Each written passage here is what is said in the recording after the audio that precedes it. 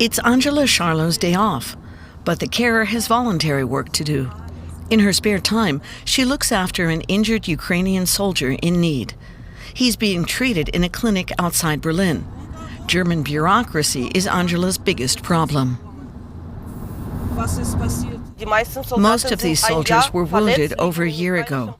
They were in a Ukrainian hospital with serious injuries and no financial support from Ukraine.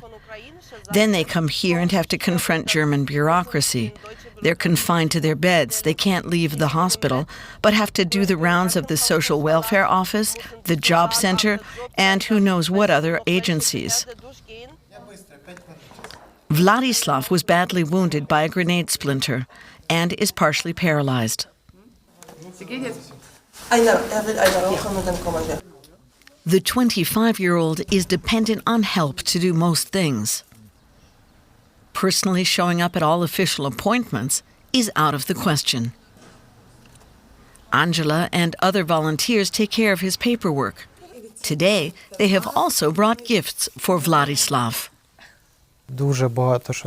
It means an awful lot to me. Without the volunteers, we wouldn't be able to submit these documents and sort out all these things that they're now helping us with. Vladislav is currently at the rehab stage. He'd like to know what he can expect after the therapy.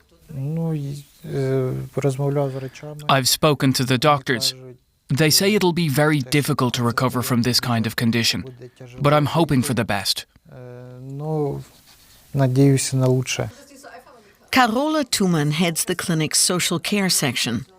She contacts health insurance companies, government agencies, and other authorities to get support for patients like Vladislav after their treatment.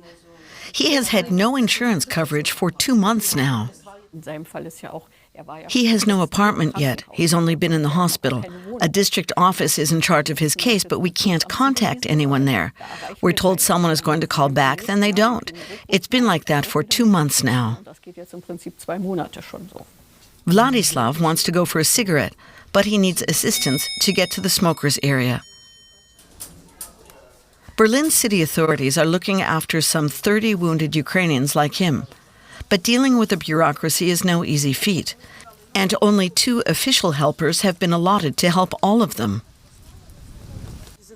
They are people too. They work from 9 a.m. to 6 p.m. They can't be contacted after 6 p.m. But the soldiers have their problems 24 hours a day, 7 days a week. We contacted Berlin's health department to ask them about Ukrainian soldiers' situation, but they declined to comment. Angela has brought wedding photos to show to Vladislav. He knows the happy couple. At first, Madeline just wanted to help, but then love blossomed between the volunteer and Andrei, another wounded soldier who came to Germany. The wedding was also attended by other Ukrainians living in exile here. We have read a lot about Andrei in the newspapers.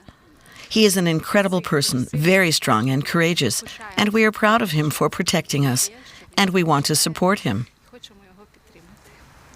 Andrei will continue to need a wheelchair in the future, but he remains optimistic. To be honest, I wasn't planning on getting married at all. But you have to settle down at some point, somewhere, and the injuries have changed my life completely. That's how it is. Who knows what will happen next? But I hope things will look up in the future. Andrei has 2 more operations ahead of him. After the last one, the clinic asked him to pay personally, even though the Ukrainian government had told him that arrangements had been made.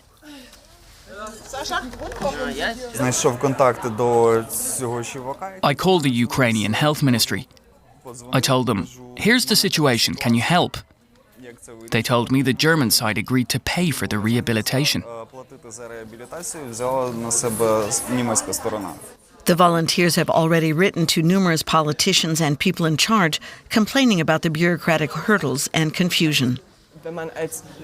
It's bad enough when you come to Germany as a normal refugee, but to expect the same from wheelchair users who have lost an arm or worse is out of the question. Geht einfach überhaupt nicht.